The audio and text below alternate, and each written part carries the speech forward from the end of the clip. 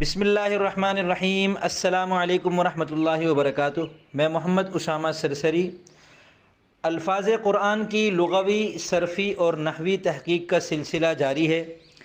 اعوذ باللہ من الشیطان الرجیم، بسم اللہ الرحمن الرحیم۔ ومن شر غاسق اذا وقب، اس آیت میں لفظ غاسق کا لغوی مطلب ہے رات یا پھر چاند۔ یہاں دونوں مراد ہو سکتے ہیں، اس کے اور ترجمے بھی بتائے جاتے ہیں۔ صرفی تحقیق کے مطابق مصدر مشتق اور جامد میں سے یہ لفظ مشتق ہے۔ صیغہ واحد مذکر، گردان اسم فاعل، 6 اقسام میں سے ثلاثی مجرد ہے،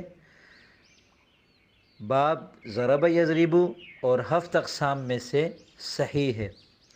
نحوی تحقیق کے مطابق یہ لفظ اسم فعل اور حرف میں سے اسم ہے، معرفہ اور نکرہ میں سے نکرہ ہے، مذکر اور مؤنث میں سے مذکر ہے، واحد تثنیہ اور جمع میں سے واحد ہے، اور اس میں متمکن اور غیر متمکن میں سے یہ اس میں متمکن ہے، اور اس کی 16 اقسام میں سے مفرد منصرف صحیح ہے۔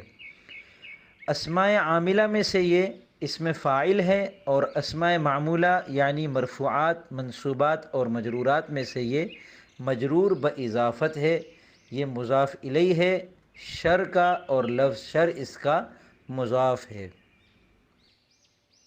تو یہ تھی اس لفظ کی لغوی، صرفی اور نحوی تحقیق۔ امید کرتا ہوں آپ کو یہ سلسلہ پسند آ رہا ہوگا۔ اس سلسلے کے اعتبار سے اور بھی کوئی مفید تجویز اگر آپ کے ذہن میں ہو تو وہ نیچے تبصرہ خانے میں دے سکتے ہیں۔